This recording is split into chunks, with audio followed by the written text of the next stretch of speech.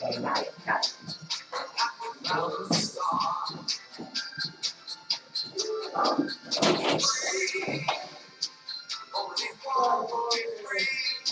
We want to be free. You want to be free, Nevada? This is Clark with Be Heard from Las Vegas, Nevada, here in America. We're going to be America again come January of 2017. We're going to have a new president, thank God. And we're going to be respected around the world almost instantaneously. As soon as Donald Trump gets the keys to that White House, our respect around the world will rise immeasurably. It's going to be huge. This guy is a class act. And you talk about qualifications. He gets on the stage there the other night and he gave a speech about what he was going to do, what this country needs, what the world needs. And he hit it on every point, hit a home run. Now, next week we'll have the Democrat show, and what you're going to hear is Santa Claus. You're going to have the most unqualified person ever to run for president, except the nomination, I suppose, unless she gets indicted for something else between now and then, which doesn't seem likely because the Democrat Party is the most despicable, I think it's D for despicable, party there's ever been. I mean, Republicans are weak. They don't stay they don't have unity. They fight amongst themselves. The Democrats don't do that. They will accept the worst candidate ever to run for president, and that's fine for them. They accept that. They stay in unity behind this criminal, this person that should have been indicted if it was not for politics. The most despicable person ever. And you just run them at the same time. If you have TVs, replay Donald Trump next to Hillary Clinton, and you're going to see a difference that's just astronomical difference. There's never been a difference like this. It's huge. Just absolutely huge. Anyways, our call-in number here is 702-493-5222. Give us a holler. This show is about solutions to our problems that we face. And because of the administration we're just coming out of, we have huge problems. Everything, every number, every statistic, everything about this last 8 years is upside down. It's all backwards. We've had the worst recovery, I can't even call it a recovery. Excuse me. The worst recovery on history, where you've had this many years in a row where our GNP hasn't reached 3%. Or our growth, or whatever the hell they call it. But anyways, it's a despicable record. It's a reflection on the failure that we have had in the White House, where he has actually done every single policy. Everything that he's done has been 180 degrees in the wrong direction. Every single thing. And that tells me, even accidentally, you're going to do something right occasionally, unless you have an agenda to do everything wrong. And that's what this president has. He said when he was running for office in 2008 that he was going to fundamentally change America. He has. His goal was to destroy America and make us a third world country. And that's payback because of his color. He has a chip on his shoulder. He hates America. His wife said after he was elected, for the first time in her life, she was proud to be an American. Now here's somebody that went to Ivy League schools. Somehow they afforded an excellent education, or a chance for one. She became, I guess, a lawyer. She at one time, I think the last job, if you call it that she had, was a $300,000 a year token position. I think it's some hospital or something. I don't pay that much attention to it. But it was a gift because her husband was a senator or something from Illinois, is the reason she got the job, as a kind of a payoff or influence him. But anyways, when she left that position to be first lady, they didn't even replace her. Her job title was not replaced. That's how much they needed her. And the $300,000 salary they were paying her was sure money well spent, wasn't it? They didn't even need the job. I mean, these people are, and she was never proud to be an American? What is this stuff? This is crap. Unbelievable. Now we have Ivanka Trump takes off last night, leading into her dad, introducing him. And what a class act she is. I mean, what a beautiful woman. Smart, intelligent, hit everything on point. And if she was, I guess, she kind of was looking at a teleprompter now and then, but her delivery, her performance was just absolutely incredible. What a and rattling off the statistics of the Trump Foundation or the Trump Empire, whatever you want to call it, more women in executive positions than men. They pay the women, in some cases, more than the men. And then she rattled off statistics about the U.S. Statistics that single women get paid 94, whatever the number was, percent of what men gets paid.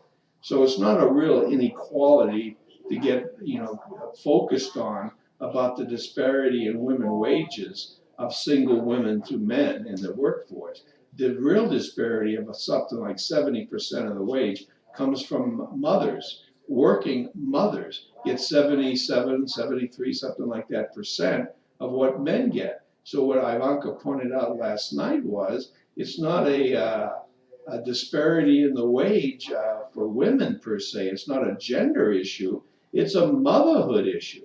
And I thought that was an excellent point, and it's exactly correct. It's right on the money. The facts are the facts. And man, she impressed me. I'll tell you what. She is one class act. And what a first daughter to be proud of. I mean, we're going to raise the elevation of the respect of our White House, the respect of the office, the respect of First Lady and all the children, the first sons, the second son, whatever they're going to call them, first daughter, and Baron Hilton, Jesus Christ. Baron Hilton is a famous name, but anyways, Baron Trump was at the convention last night sitting next to Melania. And that little Trumper, boy, I tell you what, he looks exactly like Donald Trump did when Donald Trump was 13 years old. I mean, it's amazing. And boy, oh boy, has that kid got a future. I'll tell you what. He's being educated properly. The mother is a full-time mother, taking care of him, raising her son.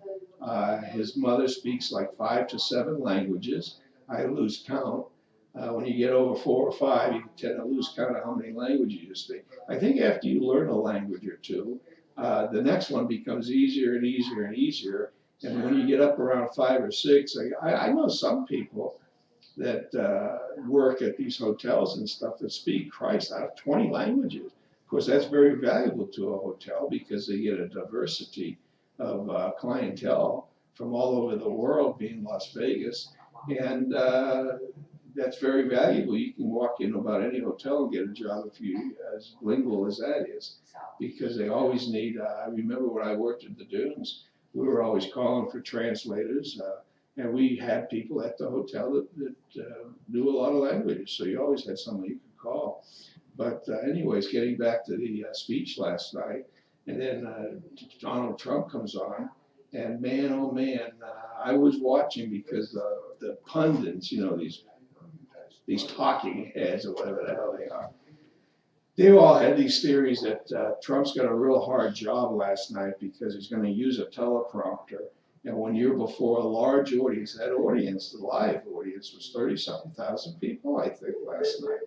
So you're before millions viewing the convention on television. So you have millions of viewers, and then you have thousands of people live, and you have a teleprompter. And the live people in the audience don't like teleprompters much because it kind of takes the focus away from the people. You're not really talking to them, you're like talking to a teleprompter. And but anyways, so all the pundits were bringing up the theory that Trump was going to blow it somehow because you won't know how to juggle the appearance of being on a teleprompter and this and that, and just making up crap that's probably the least important of anything that the man will ever do. And they just like to distort things. That's what they do. The mainstream media is a bunch of liars.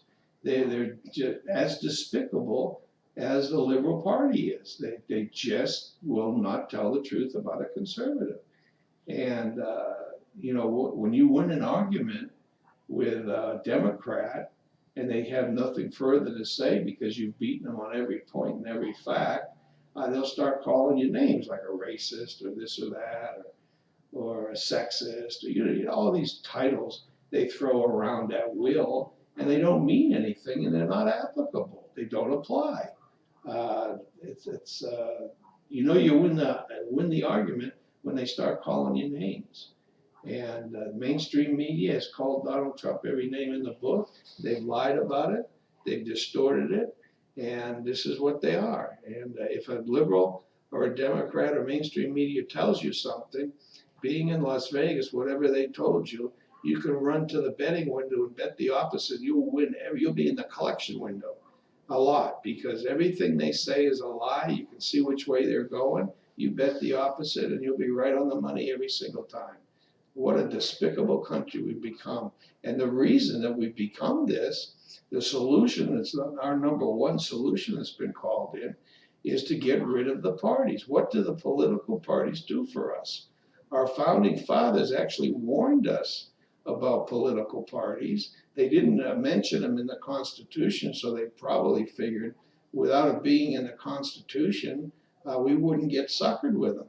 But the way the Constitution's worded, anything that's not enumerated in the Constitution is left to the states. So every state, there we go, they have the power to do it on their own. So they make political parties. Even though our founding fathers warned us about them, we're run by very stupid people. The whole way we run our show, you'd never run a business like this and be successful. We elect people that for some reason have a name, where they get it in front of the community as someone that the community knows. They put their name on a ballot and they win an election. And if they weren't feeding off the trough of the taxpayer, they could never work for a business. They're just not qualified. And we let these people run our governments every single day. Every state, every federal job, every state job, they're all run by bureaucrats that live in their own world and their own reality in a lot of respects. A lot of these people just don't have capability to do anything. And these are the people that we allow to run our lives. You gotta be kidding me, what idiots we the people have become to allow this to go on and on and on. And if you don't nip something in the bud right away, it gets worse and worse over time. Every day, this country gets worse. Until we can get a leader and real leadership, we're in trouble. We need to get leaders that are capable of doing their job. One thing about Trump, which has been announced by the picking of a vice presidential candidate, Mike Pence, a state governor that's done a remarkable job in the state of Indiana. All their numbers are right. They're going in the right direction. And it comes to qualified, capable management, like Mike Pence. And governors are chief executive officers of the states that they represent. So they have a powerful, high position. State-wise, they do tend to make the best governors, with the exception of Jimmy Carter. But anyways, Ronald Reagan was an excellent president. I guess I have to say the exception of Clinton, but Clinton at least, he was controlled because when he lost both houses because of his poor management and the policies that he had, he lost the Senate and the Congress after 2 years of office. And then he had to more or less go along with what the Republicans were promoting. And one of them was welfare reform, and he was against that. He kicked and screamed because the welfare people are Democrat voters. They're getting a handout from the government, and they're going to want to keep their handout, so they go and they vote D. And Bill Clinton knows that, so he didn't want any reform, anybody to touch that. But kicking and screaming, the Republicans finally got their welfare reform on through. And then, of course, Bush came in office. He kept the welfare reform, of course. And then here comes Obama, another D, and right away he wipes out that welfare reform that we accomplished and lowered the rolls of welfare. These people only could get welfare for a certain amount of limited time, and once that was up, that was it. No more welfare. So what did these people do? They were forced to actually go out and get jobs. What an experience. And then a lot of them found out, well, I can do this. Hey, this working isn't that bad after all.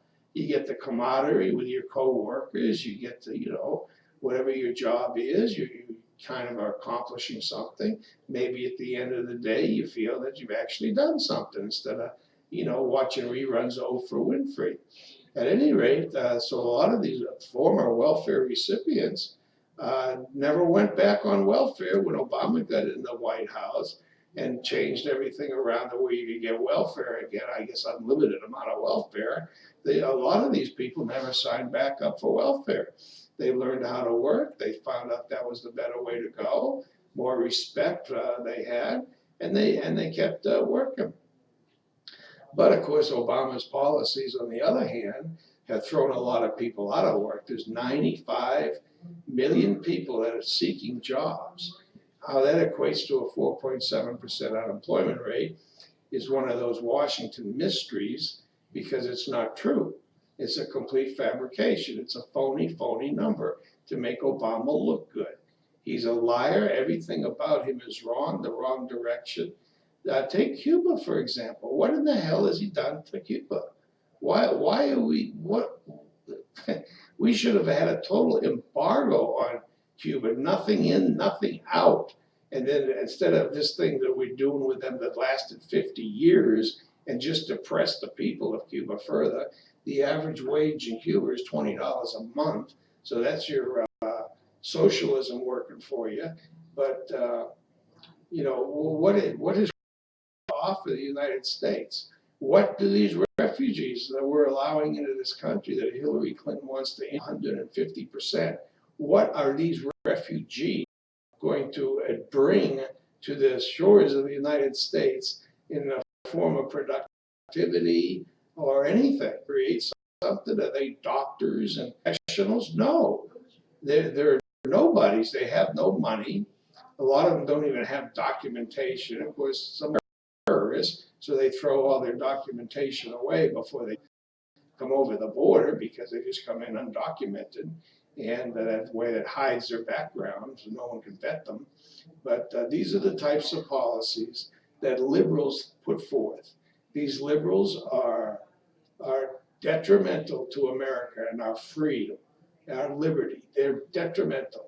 They try to make everybody dependent upon them. That's not the kind of country you want to live in because eventually you're going to be like Venezuela and everything's going to fall off the cliff and you won't be able to wipe your ass. Like they don't have any toilet paper in Venezuela. That's the kind of country that socialism develops. That's what you end up with. Take Russia, for example, back in the USSR days, they had lines for everything, lines for bread, lines for milk. What a society. They're just pathetic form of government that takes all the incentives away from people to do anything. You don't have any accomplishments in life. You have no reason to get off the couch, really, because whatever you're doing, you don't get to keep whatever you're working for. It's absolutely sick. The Pilgrims, when they came over here with Miles Standish or whatever, when they were starting to popularize America, they had this utopian idea that everybody was going to be like part of the community, and maybe that's where communism comes from. But they were going to be like a utopian society where everybody works for the good of all. They share all the stuff that they produce equally, and they found out in pretty short order that, geez, half the people that are getting their food given to them and everything don't do anything. They don't raise any food. They just take. They're not producers. So Miles Standish finally figured it out that this isn't going to work.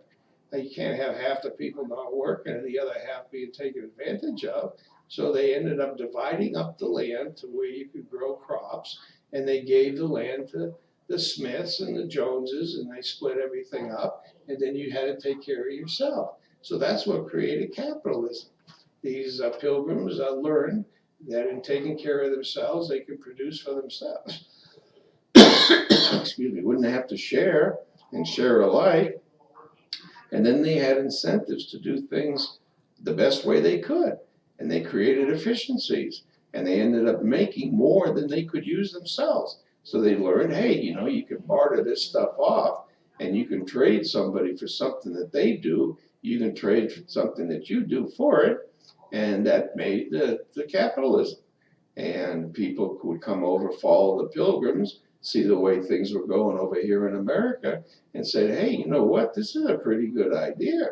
So they started their own productivity forum, and they would produce, and they'd make, and they'd get in return something else that they wanted, and capitalism flourished. It made this country the best country in the world, the most productive, the most generous. When something bad happens in the world from a natural disaster like a hurricane or an earthquake or a tidal wave, America's the first one there with their checkbooks out and shipments of supplies that the people that went through all this destruction need to rebuild themselves.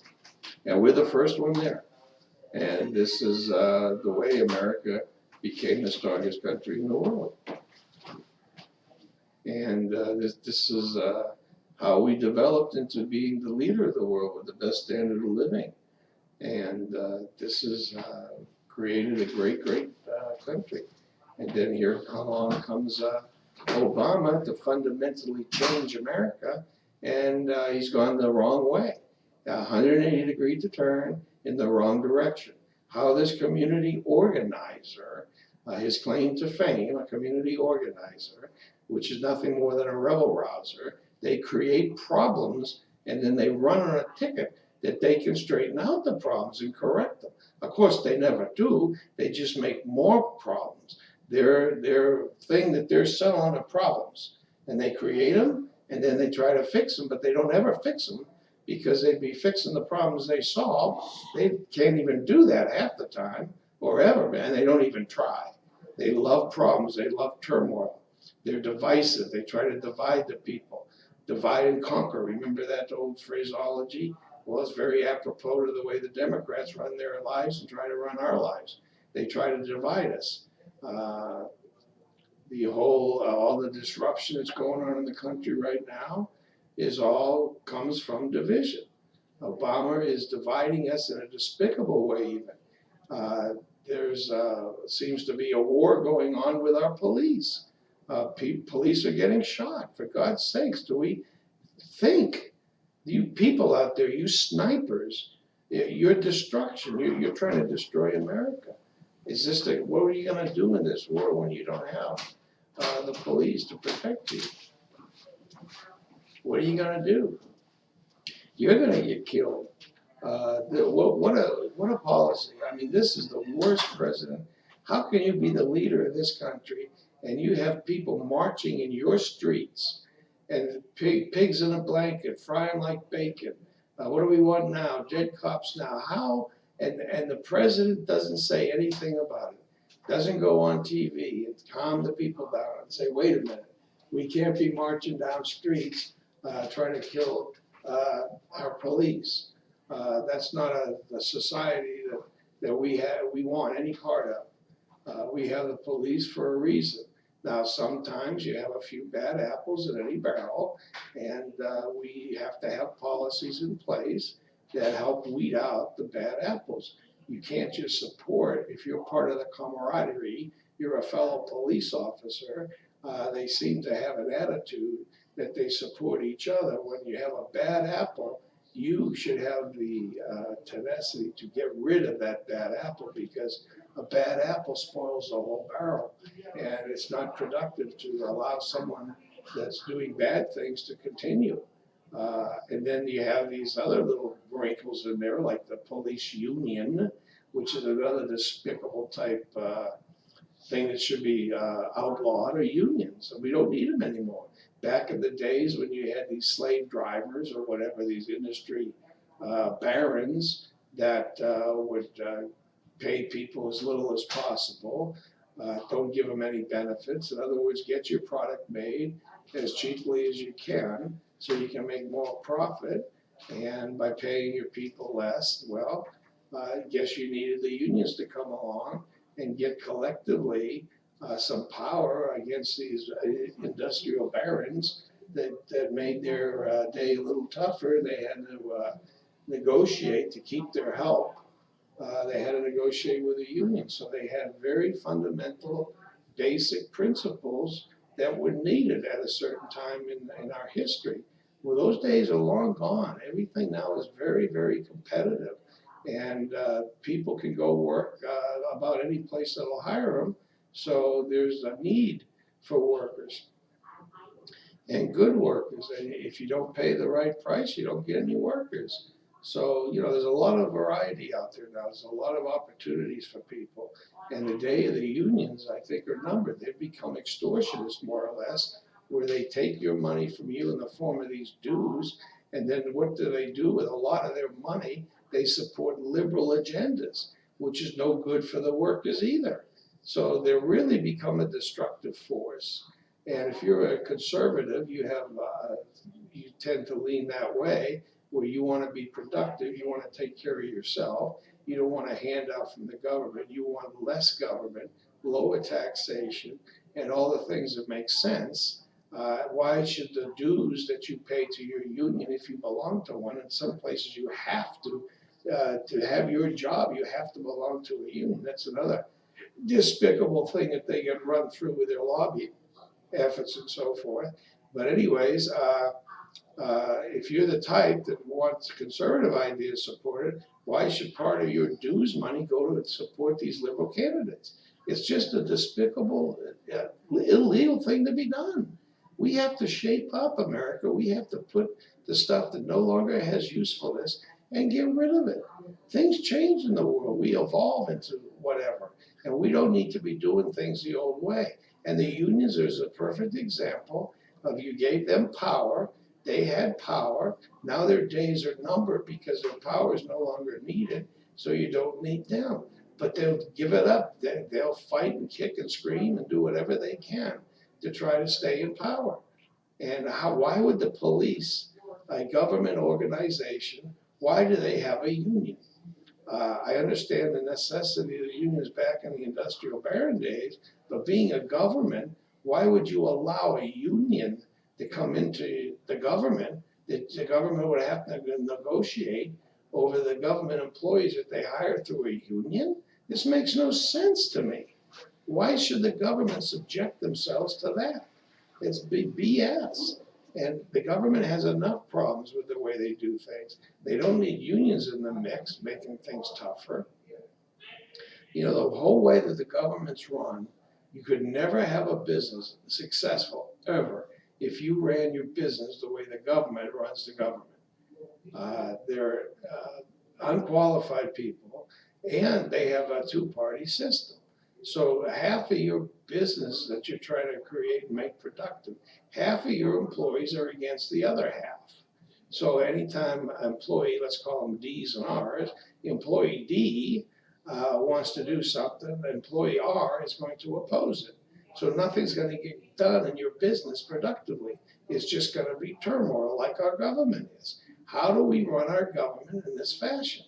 We're set up for failure. It's going to fail. Everything that's ever been tried like this has failed. So that's why the D's don't support teaching history in schools, because then students coming up in their educational lives are going to learn that, well, wait a minute, this stuff didn't work back here, back there, over here. This stuff doesn't work. So they'll learn that by reading history. So the Democrats, they don't want you to read history. So they remove all the history books from school. I mean, this is not rocket science. What these Democrats are doing is they're dumbing everybody down because their lies and whatever they're spewing out of their mouth are wrong. Their policies don't work. And they don't want you to learn the right policies that will work, because then you'll throw them out of power. And their power is what they're fighting for. They have to have the power. And this is what makes their world go for them, is the elite. They try to control other people's lives. They tell you how much Coke you can drink. They tell you, all these regulations and stuff that they pass. And the EPA, for God's sakes, what a foundation that is. They have their reasons, they have their things, some things they do well, some things need to be done. But when a farmer has a puddle on his farm and he can't cover it up or do something to get rid of the puddle, which is interfering with his farming operations, something is drastically wrong with the EPA coming in there trying to fine him because he did something with his land that's his land. He's not hurting his neighbor's farm by doing something to that puddle. So, get the hell off my property. This EPA has gone like all agencies do with government authority. They get out of control. They go over, they abuse their power at some point. And this is what happens. You end up with a whole governmental agency that's just out of control, doesn't work the way for what it was intended. And we have to watch out. We have to nip this stuff in the bud, because we can't let it get out of control. Ronald Reagan one time said, the best example of eternal life that we'll ever find in this world is a government program. Once they pass this thing, even temporary, oh, this is just going to be temporary. Oh, this tax is only going to be temporary. Yeah, right. It's there forever. It'll never go away. Eternal life. And it gets bigger and bigger and bigger. We've got a proposal now on whatever they're trying to do with a stadium or this or that. So right away, they go to raising the taxes. They're trying to raise the visitors tax, whatever that's called, the room tax, whatever. And they're making our rooms more expensive, which makes us less competitive with other states. And like the CES convention is a huge, huge convention. And the leaders of that particular convention are trying to lessen the people that come to town because the room rates have gotten outrageous.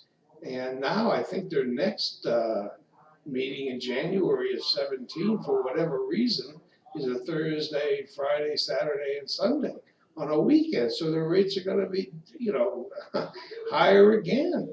And our illustrious leaders have taken the position to add up another 0.5% on the room tax. I mean, Jesus Christ, these people. We were talking the other day about creating a corporation and filing it with the Secretary of State. Well, before 10 years ago or whatever, this state was one of the real good places with their laws and whatever for corporations, and the cost of that to create a corporation as a Nevada corporation. You might have been from Arizona, from California, from whatever you're from, looking at your own state laws, you can find out that Nevada laws are probably better, and maybe the cost is cheaper to create a corporation in Nevada. So we were flooded every year with thousands of applications or creations of corporations, and all the Secretary of State does is computerizes them, puts documentation online that this corporation exists, maybe lists the officers, and it's in a good standing, or it's been revoked, or it's in a bad standing. So all they do is they just keep online information about your corporation so anyone can check on it. You become a legal entity that way. And you have certain legal protection if something should go wrong and the corporation gets sued. Sometimes that protects the owners so they don't have personal liability. So there's legal reasons for it too. But what do our illustrious leaders do? They decide, well, they need more revenue, they need more money. So they take the registration fee that used to be, I think, $150, and they raise it to $300. Well, I bet if you looked at the records, you would see that the revenue that they thought was going to be created by doubling the expense didn't increase the revenue. It may have even gone down. So what do these illustrious leaders do? They're like Obama. They do everything wrong, 180 degrees in the wrong direction. So then they raised it to $600. Well, now creators fly away. They don't come here at all. So the registrations and the new filings takes a nosedive. So now they've raised it to 600, and they probably still get less revenue than when it was at 150. And people were flocking here to create these things. And now I think it's up to $775. So they keep trying to correct the morass that they made by raising the rate. And that results in fewer people creating corporations. It's ridiculous. You can create one in Delaware, and there's some other states, I think, that have good laws now for housing corporations because some smart states have learned there's money to be made doing this. You just let people create a trust in your state. What's the big deal? You have a computer, it's no big deal to keep track of it, and it doesn't really cost you much to do it. And every year you have a renewal fee, just a resident comes in. It's great, great business. It's like creating trust in your state. People, there's $100 trillion, from 40 to $100 trillion is estimated to be inherited by what we've been referred to as baby boomers. Because we came along right after the war when our men came home from overseas fighting a war and they got married and had babies, and that created a boom of births and a lot of population in that particular baby boomer population. And we're all getting older now, our parents are dying off, and the baby boomers are inheriting sizable fortunes that have been amassed.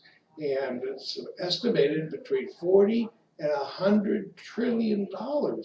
That's astronomical amount of money. Now, states all compete for the business of housing trusts, and you come out with these trust laws that protect the trust, the assets, and the best states that do the most protection tend to lead to more trust being created in their environment.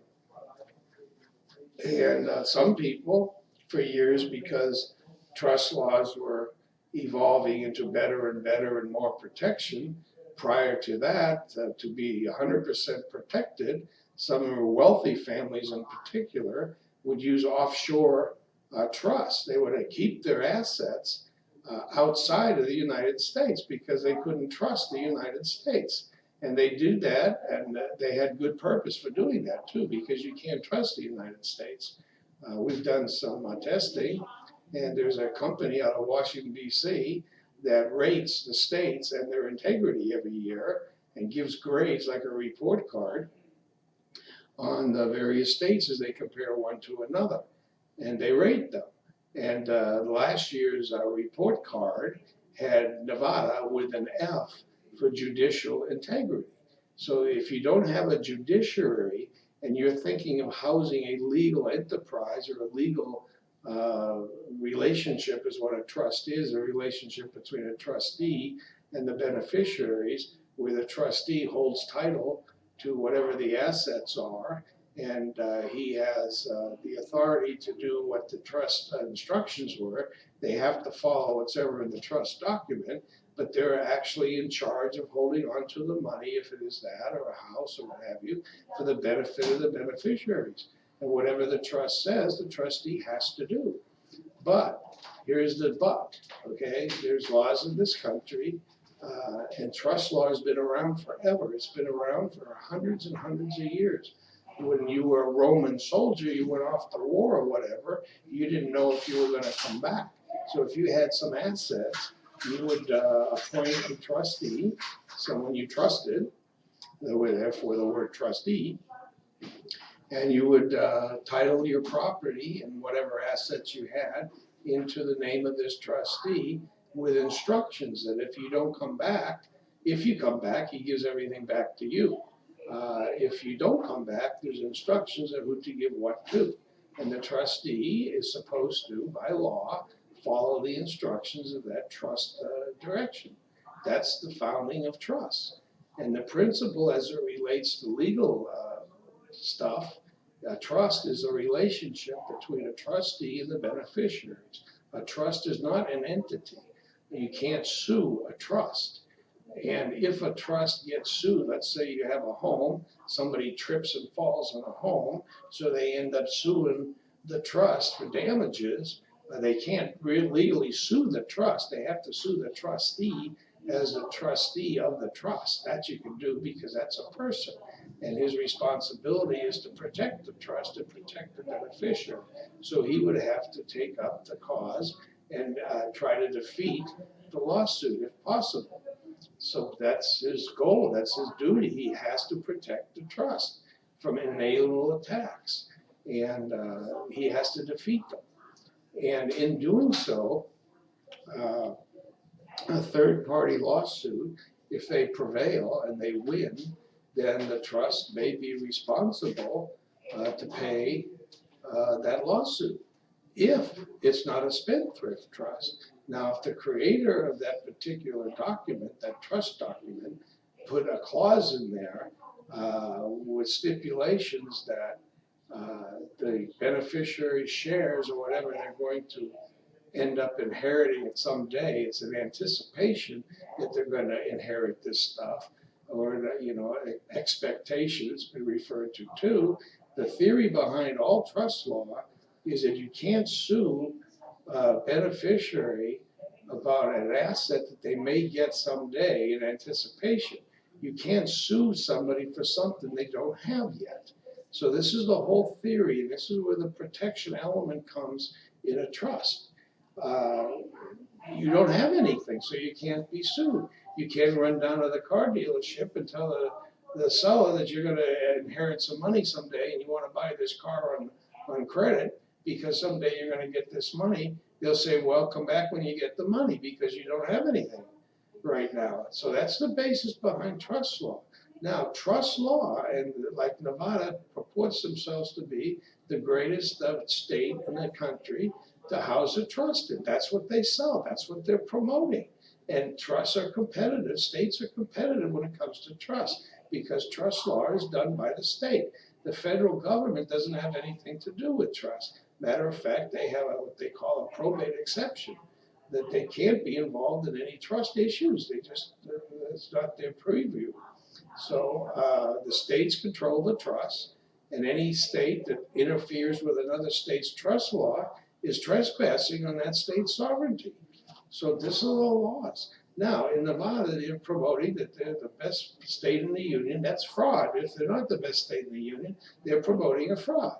Well, the problem with Nevada and their trust industry is that you have a court in this particular state, the judiciary, that doesn't support laws.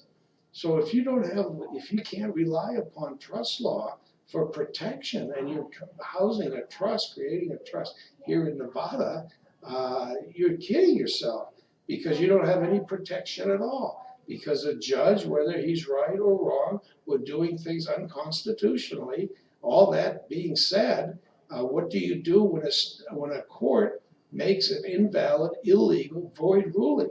You have to live with that ruling until you get it thrown out or overturned or voided out. Uh, and in the meantime, you go through hell because they're grabbing your money. Legal fees are being mounted up just for the purpose of being paid, supposedly from a trust, because this judge is giving money away out of the trust illegally. Doesn't matter. To the lawyer, he's getting this money. So they take the money. Maybe the person fighting them will die off. Maybe things will go away. Maybe the people fighting the law, trying to prove that the law is the law, the people that have taken up that cause will run out of money and can't continue the fight. So the lawyers get to keep their money. Well, this is not a very good state. When you make a trust, you better check with the judiciary and the grade that the judiciary gets. If they don't uphold laws and statutes, then they're not a state to house a trust in. You get your damn trust out of there fast. Boy, go offshore because the U.S. government and the legal system here in this country can't do anything about an out of country trust. Man of War, Christmas Island, I think. There's several venues to where they exist. These islands' basic economy is trust being created there, and their lawyers and their trustees that live in that island get a certain amount of money from these trusts on an annual basis, and that supports them and supports the whole island in some cases. That's their number one industry. So, and that means they're out of the preview of the United States courts. A trustee in the Isle of Man of War Island, whatever the hell it's called, does not have to obey any orders from any court in the United States. So, but the problem here again, the United States is a corrupt system. It's corrupted. The lawyers have corrupted the system. And judges are all just ex-lawyers. Like in Nevada, I think you had to have been a lawyer for 5 years before you even qualify to be a judge. So you have to be from that school. And that creates corruption. And in this state too, Nevada, they elect their judges, which creates more corruption. Because the judges have to raise money to run their campaigns, and the easiest marks that they can raise money from are the lawyers that practice in their courts. Because if they don't contribute enough money to the judge is not going to rule in their favor. And you're going to be a bad lawyer because you can't make any money if you can't win any rulings. So it's all a corrupted, distorted system that has to be corrected. I say that to create a trust in Nevada is the worst state. There may be one as bad, but there's none worse than Nevada. So you're kidding yourself, and these trust companies that are in Nevada promoting that they're the best state in the country to have a trust in are creating fraud. They're lying to the people because you don't have a judiciary that will support you. You have a bunch of crooks running the judiciary. They'll rule unconstitutionally, doesn't matter. That's the way they do it. And now you have to do what? Go to the Supreme Court of the United States to get something overturned because this state is corrupt? And the United States Supreme Court takes a whopping 80 cases a year out of 8,000 that they get presented with? I mean, what kind of judicial system is this? We are so stupid in this country to allow things to get so far off base. Where you have a Supreme Court, the highest court in the land, here's 80 cases a year, and these are all more or less turning into like political cases because the court has become political. Our illustrious leader, Obama, in referring to the Supreme Court after Scalia died, that the court is now tied. What do you mean tied? What is this, a baseball game? What's tied about a judiciary? A judiciary has to rule by law. What are you talking about? It's tied.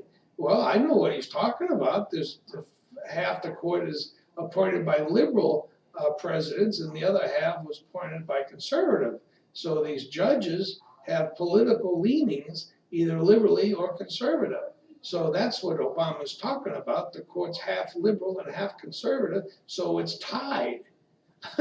What a court. Boy, oh boy, what a system. And then we have all these lower courts all over the country in these circuit courts that are like appeal courts. I think got 10 or 11 of them. And these people are not immune from making mistakes. And when they make a mistake, your only avenue to straighten it out is to go to the Supreme Court. Well, they get 8,000 cases a year and they hear 80 of them. So there you go. Now, what kind of a chance do you have of correcting these errors? It's going to take years, and how much money? It's just a system that's needs to be fixed. And you have 9 justices, 4 liberals now, 4 conservatives because one died. Nobody's going to appoint another judge until this election's over. And we find out if we have a conservative president or a liberal one, and God help us if we should ever get Hillary Clinton in there, because she's going to appoint the worst judges possible with the biggest leaning liberal tendencies you've ever seen, and our court will be shot and be done for years and years, decades. It will cause devastation in this country for decades. So this presidential election is extremely important because there's numerous of these 8 judges left. They're all at an age where they could go any day now. And so there's going to be 2 or 3 appointments, I'm sure. One right off the bat to fill Scalia's spot. So we better hope we get Donald Trump in there, who's already put forth a list of the type of people that he's going to recommend. He's got a list with names on it. He's identified these people. You can check out their backgrounds and their history, and you can see that for the most part they're very conservative. And that's the types of judges we need. We need smaller government, less regulations. We don't need Obamacare. Where this John Roberts came from, he was a snake in sheep's clothing, more or less, apparently because he backed Obamacare. But I think he did it too because he didn't want to put on his pants and make a decision that important. And an election was coming up, and I guess he probably thought Obama wouldn't be reelected, and then the new president would wipe out Obamacare anyways, and old Johnny Boy wouldn't have to be the one deciding vote. You see, the way the courts are set up with 9 justices, one is going to break a tie. And that one person then is making the law in the U.S. One person. What a stupid, stupid system. It may have looked good on paper 240 years ago when that was thought up, but now times have changed, and we have to do something about the whole judicial system needs to be corrected. And it's very, very serious because our lives and our whole, our money, our being, if you have an out of control court system, we don't have a chance in this country. We're going to have everything stolen from us. Let me ask you this, if a bank decides to not give you your money, you have money in an account, let's say you have $1 million on deposit in a bank, and the bank just, all of a sudden decide they need the money more than you, or they give your money to somebody else. Let's say they made a mistake. They let someone else withdraw your money. They didn't check ID, whatever, they blew it, okay? So by mistake, they gave your money to someone else. What are you gonna do about it?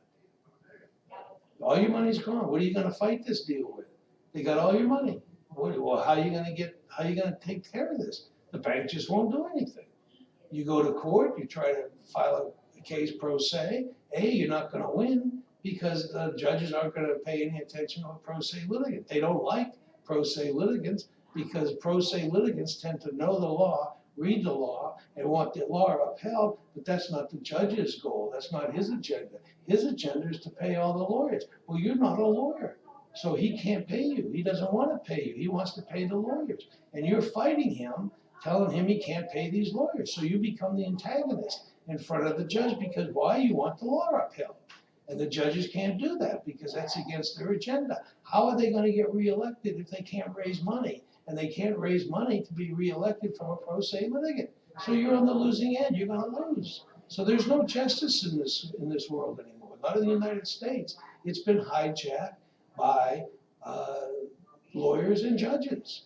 And they have a lobbying effort in Washington, D.C., where they make sure that everybody pays their own legal fees in this country. We're the only country like that. Every other country, loser pays, except in the United States. Everybody pays their lawyers. Both sides have to pay their lawyers. That increases the pool that the judges can raise campaign contributions from. See how it works, folks? It's a corrupt system, and we need to fix it. And it takes a lot of effort and time. It has to come from the grassroots up, and the communities around this country have to get together, and they have to straighten out their judiciary. And then we have to keep working and keep going up the ladder till we get all the way to the Supreme Court, and then something has to be done there. Either we need panels, we need sets of 9 judges, if you will, but we need a lot of them. Those 8,000 cases, I think, to go before the Supreme Court, they all need to be heard, no matter how many judges you need to do it. You can have a 9-judge panel. You can have them located around the country for convenience, and they can be the highest court in the land selectively. And that's it. That makes sense. Anyways, folks, we got a lot of work to do to straighten this country out. So we can start right now by electing Donald Trump to be president of the United States And watch out next week when those Democrats get the stage. And just listen to the crap that comes out of their mouth. It's all going to be Santa Claus and all these utopian ideas that they have no way at all of ever working. And this is what you get from the D's, the despicable part.